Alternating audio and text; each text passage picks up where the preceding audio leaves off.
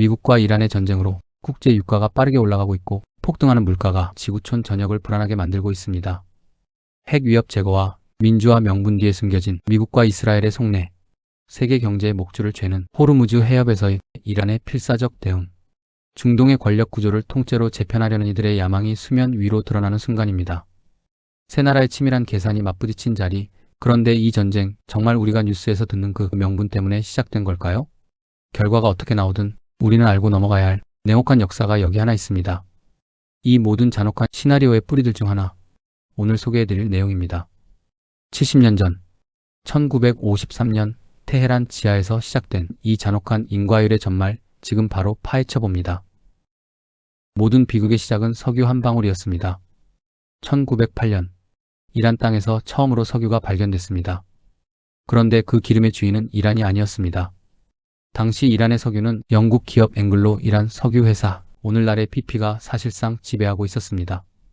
영국이 이란 석유 수익의 대부분을 가져갔고 이란 노동자들을 착취했으며 이란 정부의 감사 요청을 거부했습니다. 이란 땅 아래서 뽑아 올린 기름으로 영국이 배를 불리는 동안 이란은 여전히 가난했습니다.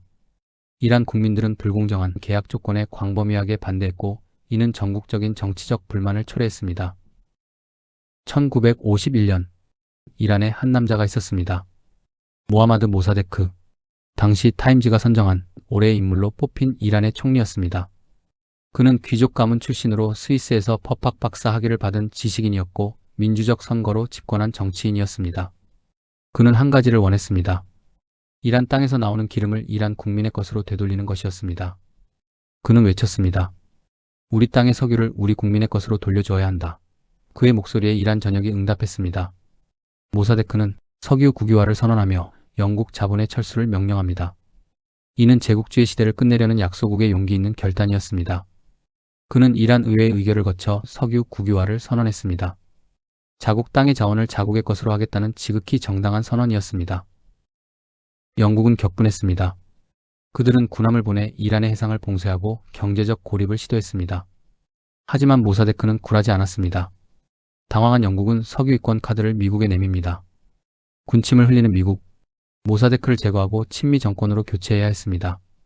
명분이 필요합니다. 명분은 민주주의 수호, 공산주의 저지라는 냉전 시대에 서방이 즐겨 꺼내던 카드였습니다. 작전의 이름은 아약스 작전, CIA와 MI6? 두 정보기관이 협력한 역대 가장 대담한 이란 민주정권 전복 공작이었습니다. 작전을 주도한 것은 루즈벨트 대통령의 손자, 커밋 루즈벨트였습니다. 작전은 치밀하고 비열했습니다. 그들은 거액의 검은 돈을 이란으로 유입시켰습니다. 첫 번째는 여론 공작이었습니다. CIA는 테헤란의 신문사들의 돈을 뿌렸습니다. 모사데크를 공산주의자로 묘사하는 기사들이 이란 전역에 쏟아졌습니다. 민주적으로 선출된 총리가 하루아침에 소련의 앞잡이로 둔갑했습니다. 두 번째는 가짜 폭동이었습니다. CIA와 MI6는 돈을 풀어 시위대를 구성했습니다. 근육질의 레슬링, 역도 선수들이 선두를 맡았습니다. 이들은 모사데크 지지자인 척 위장에 폭력을 행사했습니다. 반정부 시위대로 위장한 또 다른 무리와 충돌에 사망자까지 냈습니다. 이란 사회는 혼란에 빠졌습니다. 세 번째는 군사 개입이었습니다. 시위가 거세지고 친정부 반정부 시위대 간 충돌로 사망자가 발생한 뒤 미국제 셔먼 전차 36대를 동원한 군대가 출동하자 상황은 뒤집혔습니다. 1953년 8월 19일 작전은 정점에 달합니다. 조작된 혼란 속에서 군대가 움직였고 총리 관저는 습격당했습니다. 국민의 손으로 뽑은 지도자는 반역자로 몰려 축출되었습니다. 이것은 민주주의의 승리가 아닌 자본과 정보기관이 결탁하여 일궈낸 공작의 승리였습니다. CIA는 바로 전문을 올렸습니다. 아약스 작전 성공. CIA는 1953년 팔레비 국왕이 모사데크를 해임하고 미국이 지명한 자에디 장군을 새 총리로 추대하는 쿠데타에 성공했습니다. 모사데크는 체포돼 3년형을 살았고 숨질 때까지 가택에 연금됐습니다. 민주주의를 수호한다는 국가들이 민주적으로 선출된 지도자를 돈과 폭력배와 전차로 끌어내렸습니다. 2013년 CIA가 공식적으로 이 사실을 인정하는 기밀 문서를 공개했습니다. 60년이 지나서야 나온 시인이었습니다. 쿠데타 이후 이란에는 팔레비 왕조의 26년 독재가 시작됐습니다. 팔레비 국왕은 모사데크 총리 축출 후 친미 친형 노선을 택했습니다. 국내적으로는 주요 정당을 해산하고 언론을 통제하는 한편 비밀경찰 사바크를 통해 반대파를 탄압했습니다. 사바크는 이스라엘 모사드와 CIA의 훈련을 받은 이란 비밀경찰로 반정부 인사 감시, 체포, 고문을 담당했습니다. 이란 국민은 자국 땅의 석유로 배를 불리는 서방 기업과 그것을 지켜주는 비밀경찰 아래에서 26년을 살았습니다. 1973년부터 수도 테헤란은 미국 CIA의 중동작전 본부 역할을 수행했습니다. 이란은 미국의 가장 충실한 중동 대리인이었습니다. 그러나 그 혜택은 팔레비 왕조와 소수 기득권층에게만 돌아갔습니다. 정권은 부패했고 자본주의 발전의 이득은 압도적으로 부유층, 특히 팔레비 가문에 집중됐습니다. 분노는 26년간 쌓였습니다. 1979년 이슬람 혁명이 폭발했습니다. 혁명은 단순한 종교적 봉기가 아니었습니다. 그것은 다시는 외세에 의해 우리의 운명이 조작되게 두지 않겠다는 처절한 역사적 다짐이었습니다. 주목할 것이 있습니다. 호메이니를 정신적 지주로 삼은 당시 이란 혁명에서 시위 군중들은 모하메드 모사데크의 대형 초상화를 들고 그의 이름을 외쳤습니다. 혁명의 구호 속에 26년 전 쿠데타 희생자의 이름이 살아있었던 것입니다.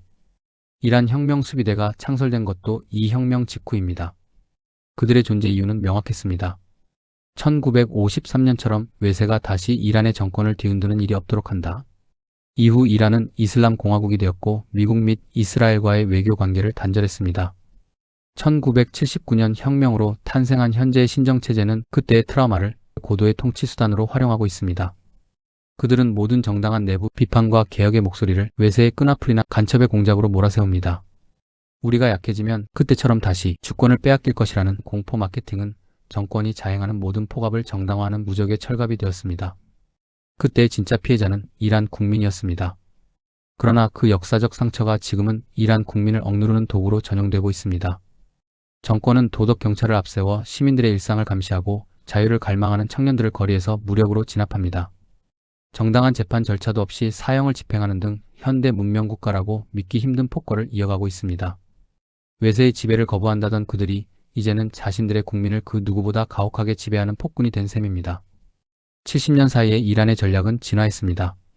그리고 미국의 군사 개입도 멈추지 않았습니다. 미국이 내세운 명분은 항상 임박한 위협 제거였습니다. 2025년 이란 내부에서 경제 불안과 신정체제에 대한 반감으로 대규모 반정부 시위가 일어났고 이란 정부는 이를 강경하게 유혈 진압했습니다.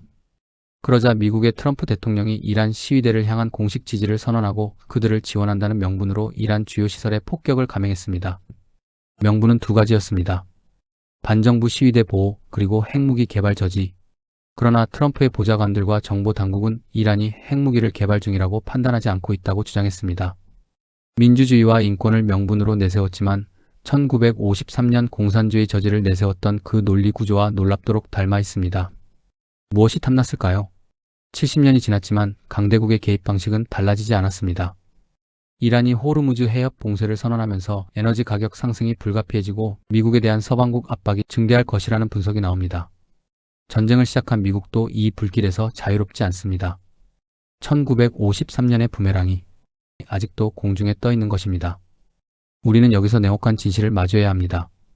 서방이 자행한 공작은 이란의 반서방주의라는 강력한 독을 주입했고 그 독은 현재 독재 정권이 자라나는 자양분이 되었습니다.